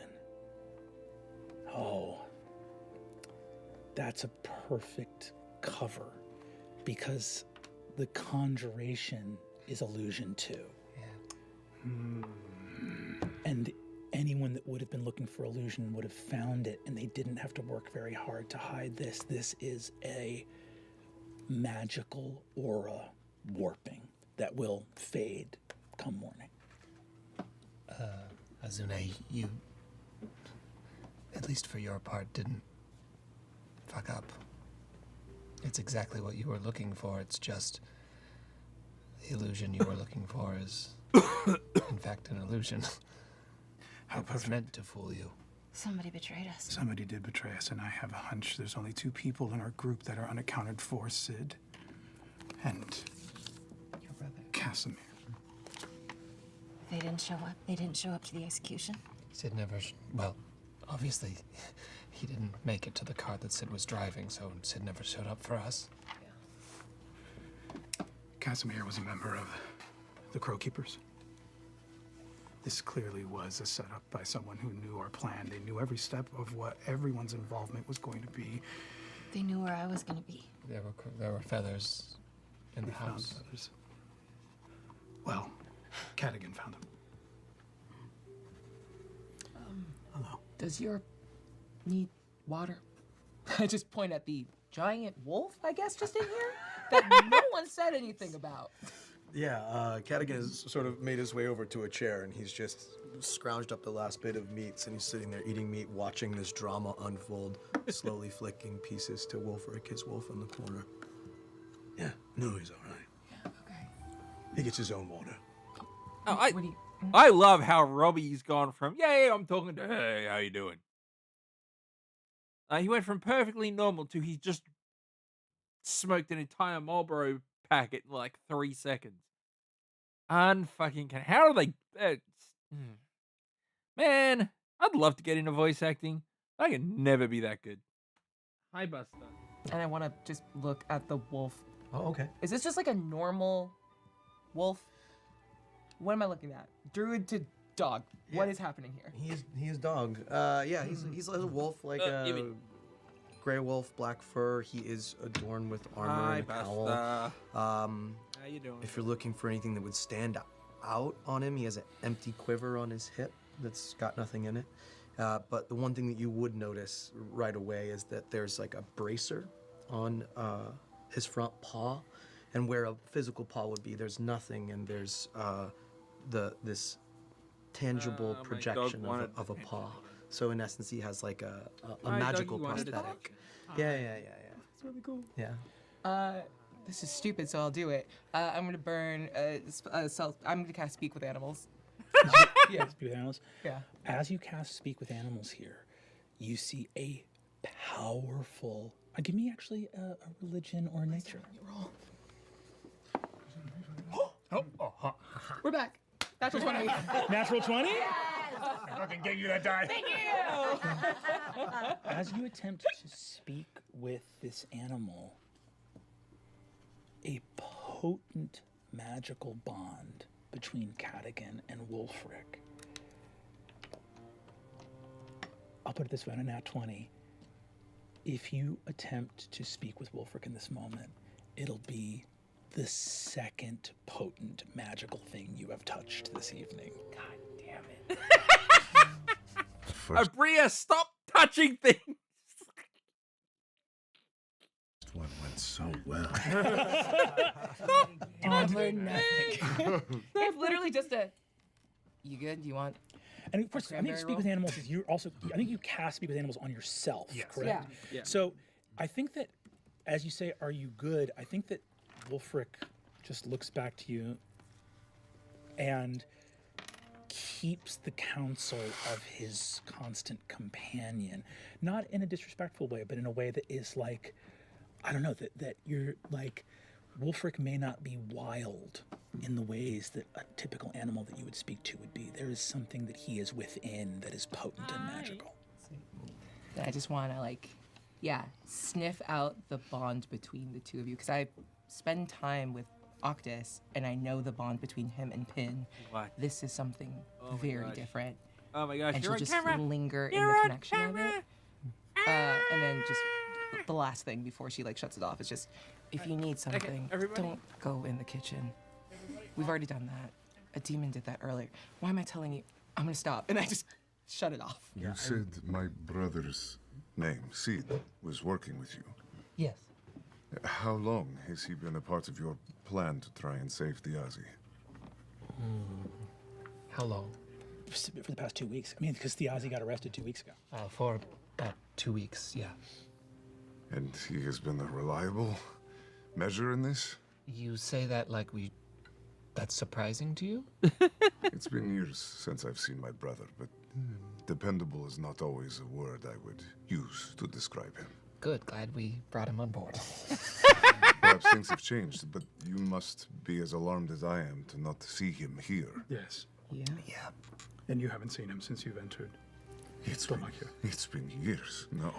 You see Loza, who's right by your side as well, goes,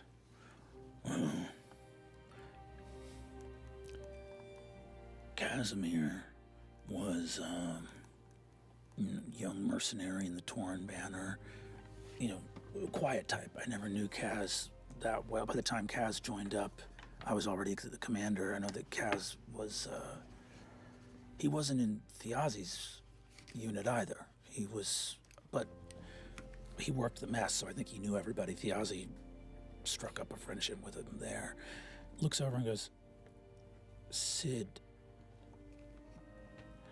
I know when Sid left, he headed west for Dolmakyar, and I knew we'd had a problem with Sid in the past.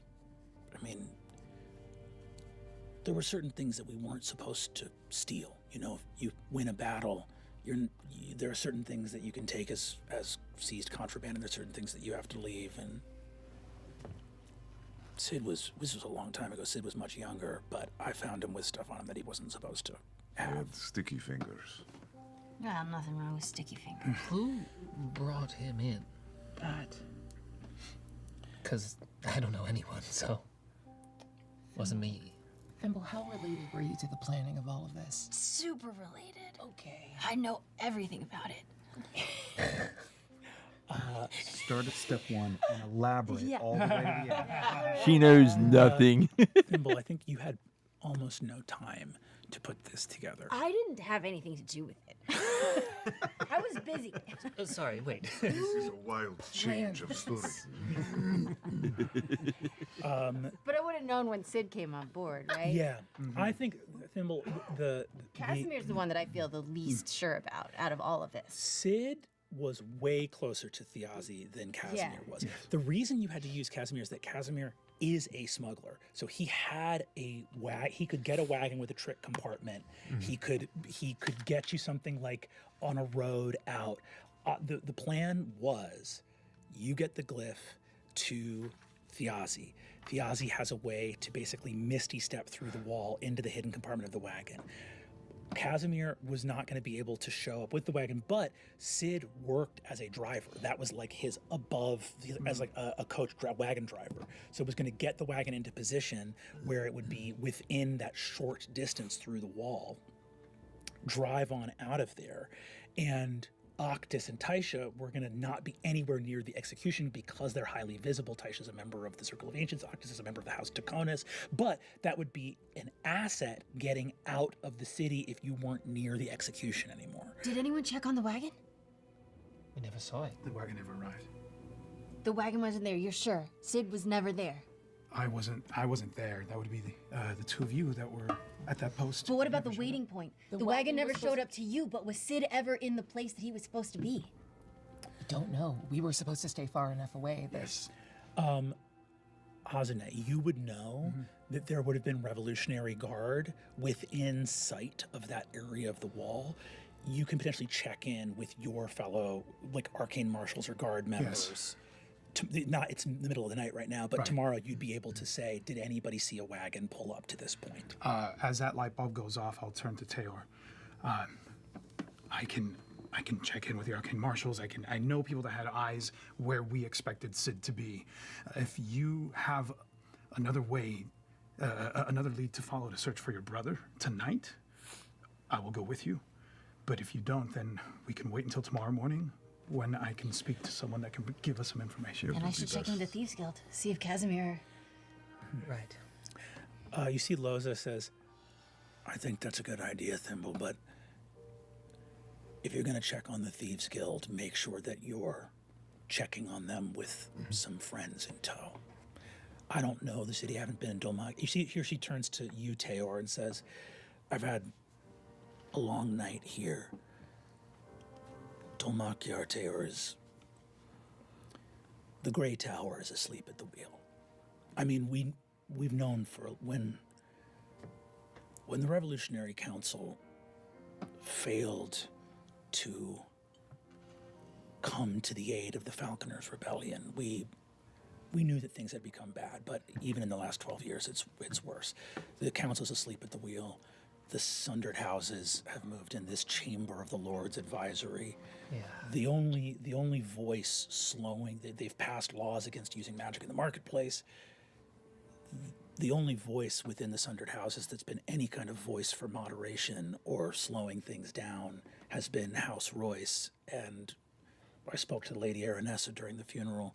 She was made to wait for 4 hours and then wasn't allowed an audience with the House of Halevar. Speaking of which, I made a little inroad for you with the kid, the shiny Wickander. Oh. Wickander. He's a total fool, nincompoop.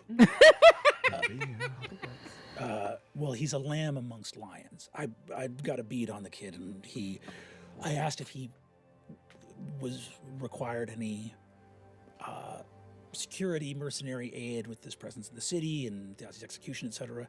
So he seemed amenable to meeting with you tomorrow if you want to go check on him and see if there's any potential lead there. Halevar is... I love it. He seems like a dumbass, but he's a useful dumbass. in this. I wouldn't trust, no offense, kid, the Taconis. No, I get it. But Halevar is in it, but maybe doesn't care as much about Thiazi as the Taconis do. Yeah.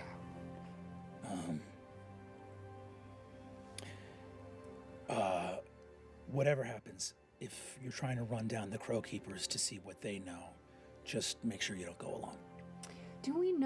Do the Crow Keepers, like, wear... they wear feathers? Do they do, like, a whole crow fucking thing? Yeah. Are they birds? I don't... Are they just birds? They do a bunch of bird-themed performance art. Give me... All your shit! I'm a bird who solves crimes. Do me a favor. You can give me either insight or history, and you can do it with advantage, because this is about your, like, criminal network in the city. Okay, advantage is good. Come on now. All right. Let me double check what my history is. 17. I didn't do history. I did investigation. My history is shit. Gotcha. That's great. Yeah, you've been living in the city for years. Where you would probably want to head to, I think that the Crow Keepers are all over. They are the oldest thieves guild in Dolmakyar, which means that they're, in a weird way, they're actually not the most dangerous. Like, hot-headed kill people thieves guilds don't typically have a long shelf life. Yeah. You know what I mean? Like, these are guys that have a code of conduct. There's a kind of honor amongst... Mafia. Yeah. There's like an honor amongst thieves. There's a tavern in Caravan Hill called the Guard Tower. Okay. Depending on the time that you go, by the time you got there, it's very unlikely that anyone important or knowledgeable would be there. It would probably be like almost closed down for the night. If you go tomorrow night, it'll be jumping. If you go tomorrow during the day, that's actually typically when most of the Crow's Keepers are there. Like, they work at night. So during the day, they're at the guard tower getting a meal for free because they protect that place, you know, drinking for free, talking to each other, kind of like settling up accounts from the previous night. You mentioned the Grey Tower before. That's like the point of power in Dolmakyar. Yes, that's the hall of the Revolutionary Guard. The Revolutionary Council, I should say. There's the Great that Tower and the Crowkeeper God Tower. Tavern in Caravan Hill. Great Tower is the seat of power. God I, Tower is a tavern. A seat of drink. I have one slight concern about us in this conversation we're having right now. Well, who are you? We're just talking about all this stuff, and I don't know who you are. I push myself off of the wall after. Hey, one question: who are you?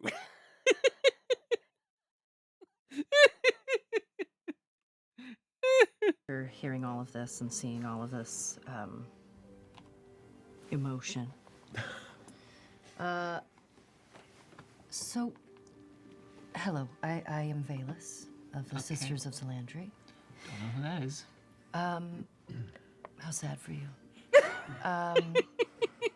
So, what I am gathering here is you tried to stop the execution of Thiazi?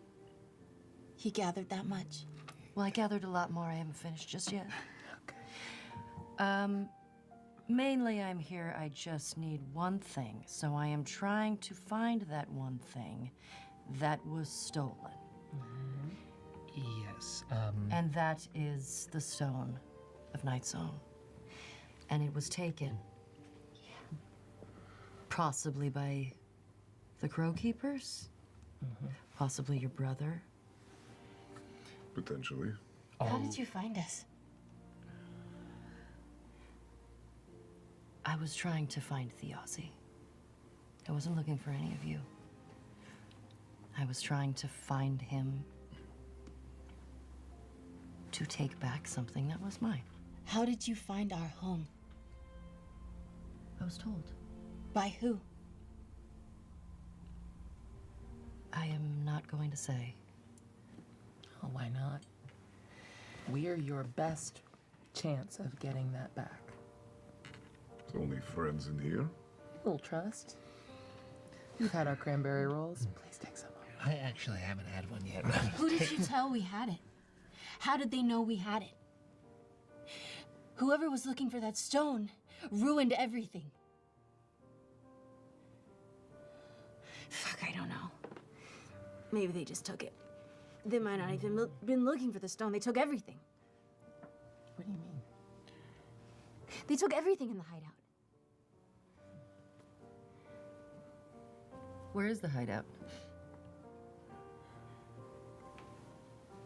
We're not incentivized to tell you that. It's That's how information works. It's also Give not some that and much get some. used to us now either. Loza looks over at you and I think makes eye contact with you, Thimble, and goes, "The stone. Were there any wishes for it that Thiazi had before he died? In other words, and I know it's your stone, but I'm saying, Thimble, is there a reason left to you to cling on to this stone? Or is it something that the use of it has left us along with Thiazi?" I have a letter. I don't know. I understand. It seems like you don't very much like being here amongst these people that were a friend of someone who stole from you. And it seems like this stone may not be exactly near and dear to our hearts. Things are rotten in Dolmakyarn right now. There's no need for us to be.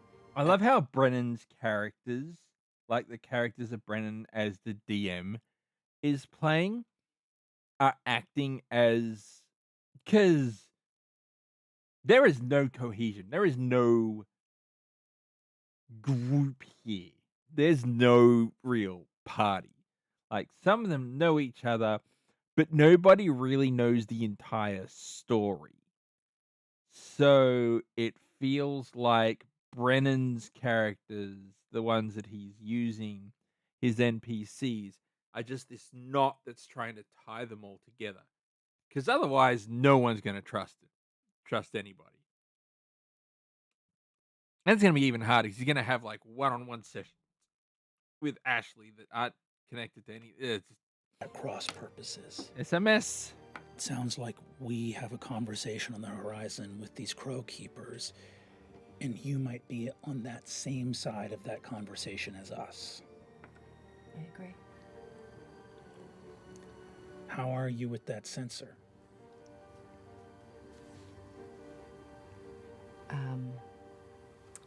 Great. All right. She looks and says, it's late. We're in Hal's home. I think it's time we said goodnight. Thank you for your, I would say hospitality, but thank you for giving us a place to gather. I know my brother would be glad to have you here today. We will follow up in the morning. I'm gonna go over to Thimble. May I speak with you privately? Ad break in 5 minutes, Twitch. I'll fly up the stairs. All right. As that happens, I'd like to go over to Kat again. And I say to Kat again, I need a word with you, please. All right. I sit down in one of the chairs in whatever room we're in, and from behind the chair comes Pin, walks around, and I go, you keep an eye on her. And my vision goes into Pin's, and he's gonna follow Valus up the stairs. Cool.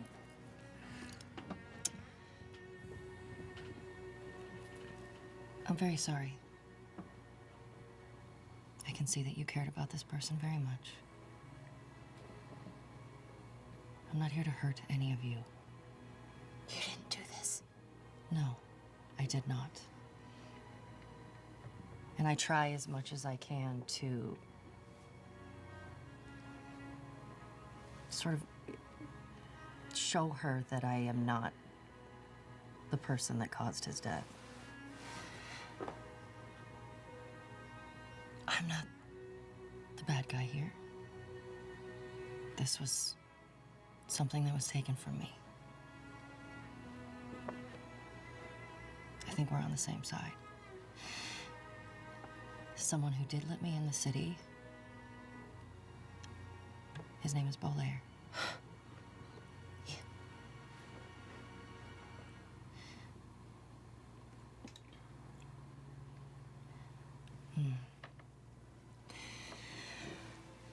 Okay. Okay. I look down and I see Pin. Interesting. Give him a wink. So in the living room, you just hear shit. Bolaire knew about her. Bolaire let her in, but I don't think Bolaire's one that told her about the one that told her about the stone. So who that might be, I'm not entirely sure. I am pressing things I don't want to press.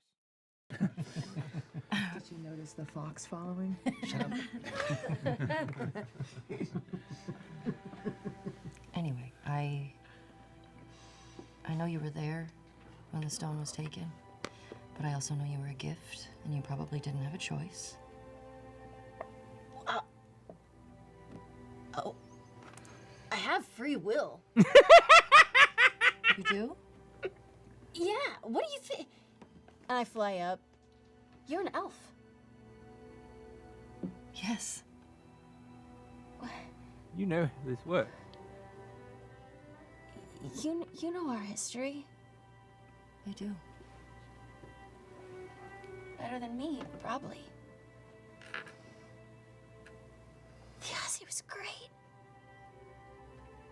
He didn't keep me. He was my partner. We were equals. Can you believe that? Equals.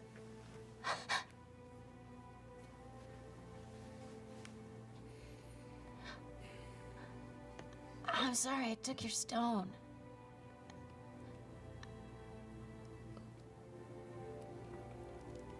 I'm sorry it's lost. It's fine. I will find it again. What do you even need it? I don't fucking care. Pin walks up, being seen, walks up and stands like underneath where Thimble has flown up and just kind of sits. Hi, Octus. Shit. Give me a perception check with advantage in this moment. That was them. If you would, for Valence. Let's go. Ooh. Okay. 23. Let's go. 23. Valence, you look down and see this strange little fox walks in that's stitched together. It's a little undead thing.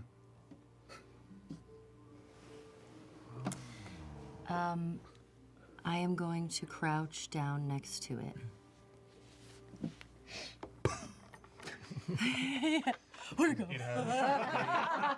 Now that Wait! you've crouched down next to this fox, you see that its front right leg is of a red fox, but the most of it is an Arctic fox.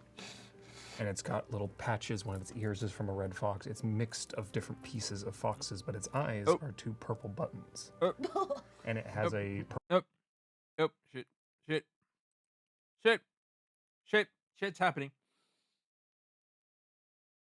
A break.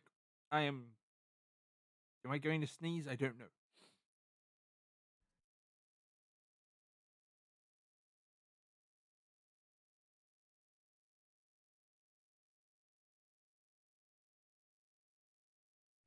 Yes. I did have to sneeze. I did indeed have to sneeze. Oh.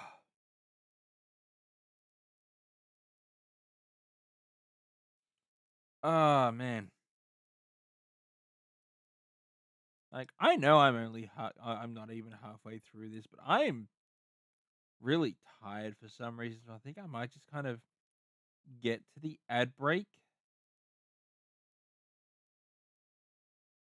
and maybe try and watch the rest of this tomorrow.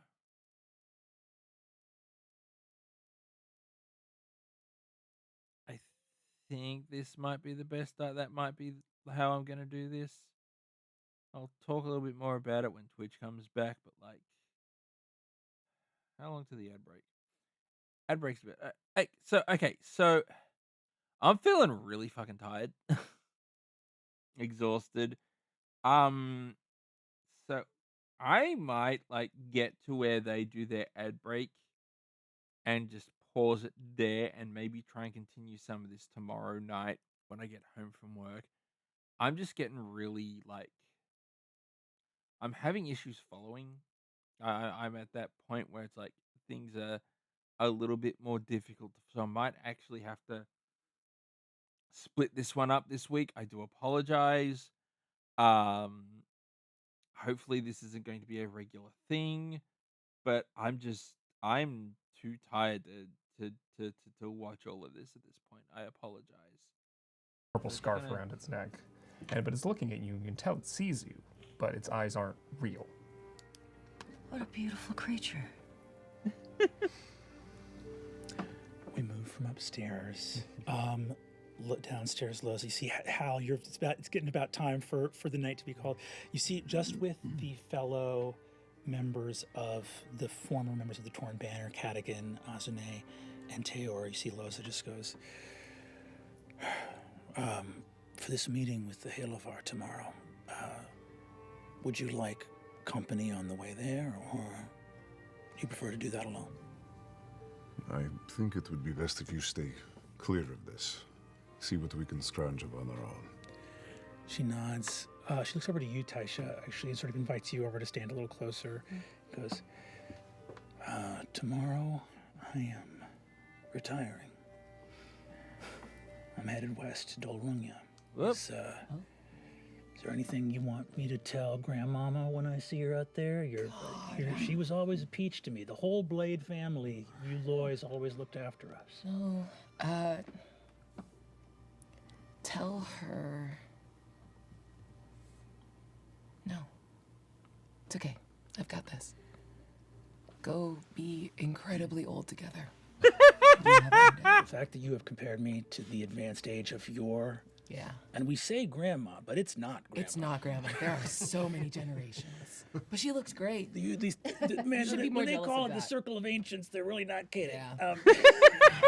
Yeah. She looks and says, and just leans in, looking over her shoulder at Octus, and she just sort of narrows her eyes and says, "The Taconis kid.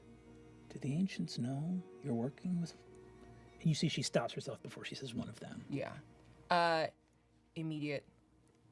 No. Fiazi needed something.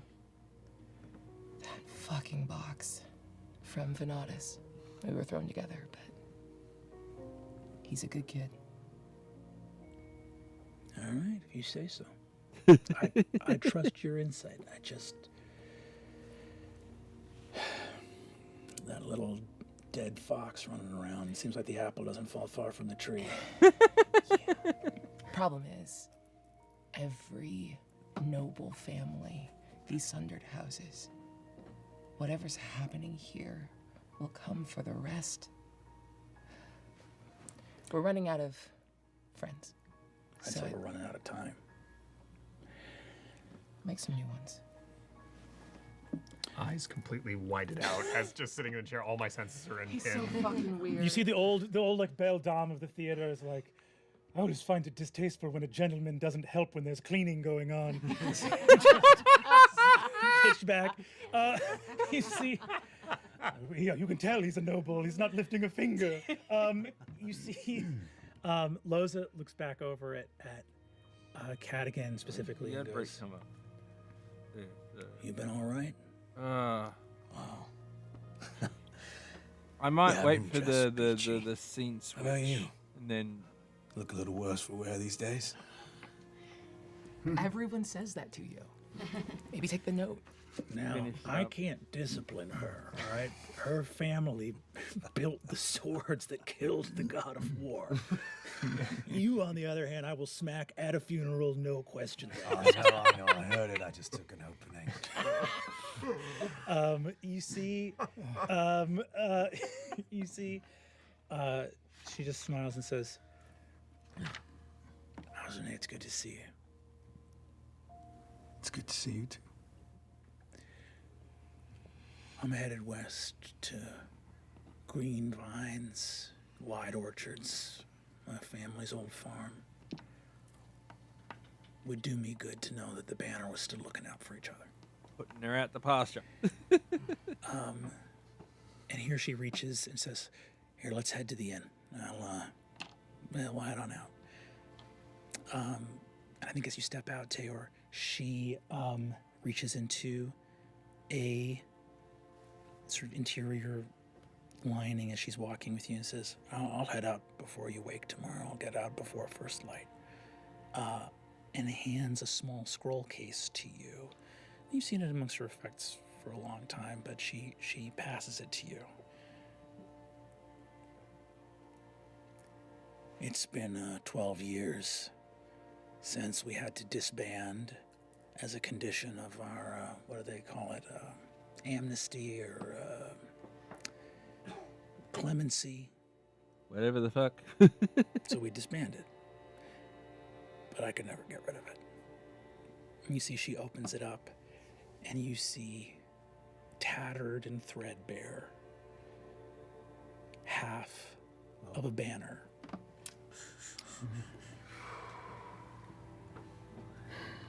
This... You've had this on your person this entire time. Who would you like me to make sure this gets to? I'm looking at him. Cadigan laughs and just claps Tear on the back and makes his way toward Thiazi's coffin while they finish their conversation.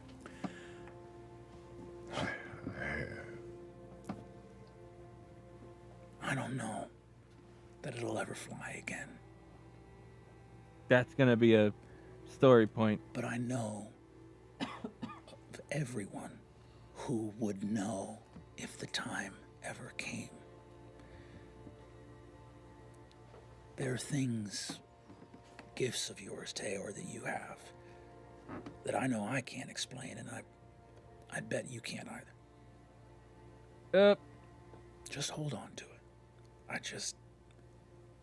And you see she looks over at all of the treasures around Thiazi's body. Some things have to go into the shadow, and some things are so important that even in darkness they can't be thrown away.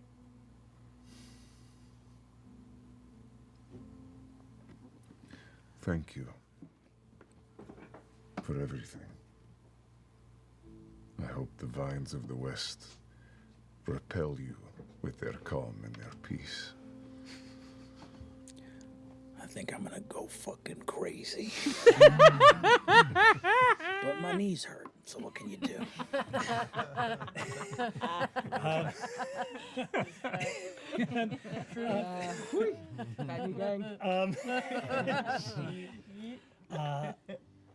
And I think as you depart, I think we'll say goodbye to our funeral here and move to the next day, if that's okay. As Valus leaves, I know it's cold comfort in light of you looking for your special rock, but please take some of these pastries. I really have way too many, and we're not going to eat them all. I've learned for all of the years that I've been alive that sugar is very bad for you. What? Aren't you immortal? I insist. Sort of. Also, And, where are you going? Do you need a place to stay? I don't have to stay here. I've got you. Take the pastries, and I got you. And I'm not offering. If you bring that level of threat into my house near my family again, I promise you, you will live to regret it. Ooh. Let's shake on it. I'll put a whole tray of pastries.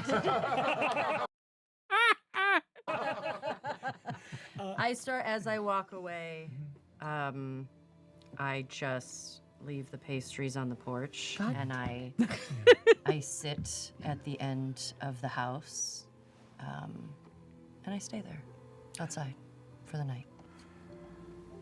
Not needing rest, you perch in the shadows. That's creepy. Like a gargoyle observing the home. That's creepy. That's weird.